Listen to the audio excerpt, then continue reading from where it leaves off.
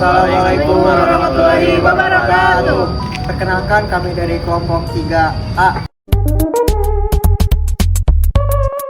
Mohon maaf, bukan kelompok 3A tapi kelompok 4A. Mohon maaf. Kewarganegaraan. Saya Muhammad Sifatur Rahman dengan NIM 23030200028. Saya Ananda Yakin dengan NIM 230302026. Saya Bella Ajra dengan NIM 2303020009. Saya Muhammad Eka Gifari dengan NIM 2303020007. Oke, video ini dibuat untuk memenuhi tugas mata kuliah kewarganegaraan dengan tema korupsi. Selamat menonton. Halo teman-teman, hari ini aku mau mewawancara orang-orang yang ada di sekitar kampus kita ini ya, di kampus Universitas Perjuangan Tasikmalaya mengenai tema korupsi yang tadi disampaikan di pembukaan. Yuk gak usah lama-lama, kita langsung cari orang-orangnya. Hai Kang, permisi. Oh iya. Boleh tanya sesuatu? Boleh. Tapi sebelumnya ngeganggu nggak nih? Enggak aman. Oke. Macam tak betul je budak ni. Ya, kita yuk tanya dulu yuk sedikit seputar tentang pengertian korupsi. Korupsi itu apa sih Kang menurut Kang? Setahu saya korupsi itu adalah penyalahgunaan kekuasaan yang merugikan negara untuk kepentingan pribadi.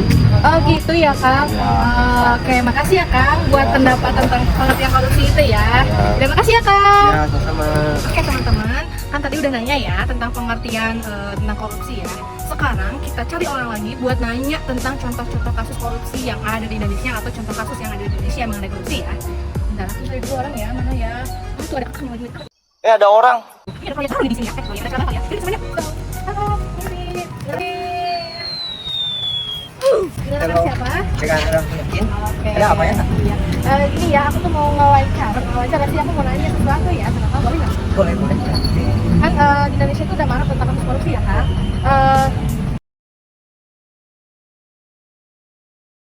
Pasti yang akan ketahui tentang contoh-contoh kasus yang terjadi di Indonesia sekarang nih, atau yang sudah lalu, pokoknya yang terjadi di Indonesia deh, yang ketahuan. Ini mengenai jaringan koruptor yang melibatkan sebuah kelompok yang dapat merugikan sebuah negara.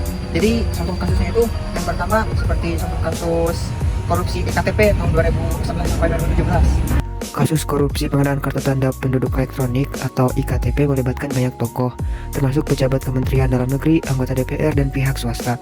Kerugian negara akibat kasus ini diperkirakan mencapai 2, triliun. Beberapa tokoh terkenal yang terlibat antara lain Setia Novanto, mantan ketua DPR RI, dan sejumlah anggota DPR lainnya. Yang kedua, kasus suap Jaswara tahun 2019. Kasus suap Jiwasraya, skandal ini melibatkan beberapa pejabat pengusaha asuransi Jiwasraya dan pengusaha. Mereka bekerja sama melakukan manipulasi investasi yang merugikan negara hingga 16,8 triliun. Tokoh-tokoh utama dalam kasus ini termasuk Hendrisman Rahim, mantan dirut Jiwasraya, dan Beni Diokrosaputra, pengusaha. Yang ketiga itu korupsi bansos waktu COVID-19 tahun 2020 kemarin. Pada kasus korupsi bansos COVID-19 tahun 2020 ini melibatkan Juliari P. Batubara, mantan Menteri Sosial, dan beberapa pihak lainnya. Mereka melakukan markup pada pengadaan bantuan sosial atau bansos untuk masyarakat terdampak pandemi COVID-19. Kerugian negara dalam kasus ini mencapai miliaran rupiah. Terus yang terakhir, kasus korupsi apa itu ya namanya? Korupsi Hamblang tahun 2010 kalau nggak salah. Sudah lama sekali ya Pak Berarti ya? sudah lama sekali. Ya. Kasus korupsi proyek Hambalang 2010. Skandal ini melibatkan proyek pembangunan pusat. Pada korupsi proyek Hambalang 2010 ini melibatkan proyek pembangunan pusat pelatihan olahraga di Hambalang, Bogor. Kasus ini menjerat hukum pejabat termasuk mantan Ketua Umum Partai Demokrat Anas Urbaningrum. Kerugian negara mencapai ratusan miliar rupiah. Korupsi BLBI, Bantuan Likuiditas Bank Indonesia, adalah skema penyelamatan perbankan yang disalahgunakan oleh sejumlah pihak. Kasus ini melibatkan pengusaha dan pejabat negara, dengan total kerugian negara mencapai lebih dari 110 triliun. Salah satunya yang terlibat adalah obligor besar seperti Syamsul Nur Salim. Kalau saya tahu apa sih dampak dari korupsi, dampak negatif tentunya ya. Nggak mungkin ada dampak positifnya. Jadi kita cari itu ada A lagi duduk ya. Yuk kita samperin. Woi, lagi santai kawan.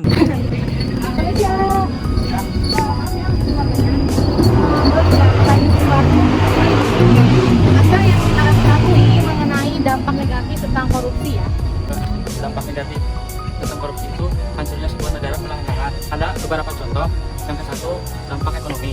Contohnya kerugian keuangan negara, distribusi investasi. Yang kedua, dampak sosial.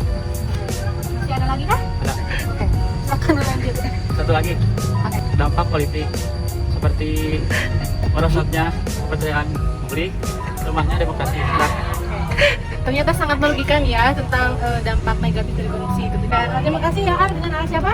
Muhammad Rizky. Oh, Muhammad Rizky. Terima kasih ya Muhammad Rizky sudah memberikan jawabannya. Terima kasih banyak. Gerakan anti korupsi adalah usaha kolektif dari berbagai pihak termasuk pemerintah, masyarakat sipil, media, dan organisasi internasional untuk memberantas korupsi. Gerakan ini bertujuan untuk menciptakan budaya integritas, transparansi, dan akuntabilitas di semua lapisan masyarakat. Ya, akan ada pemaparan mengenai makna-makna pasal yang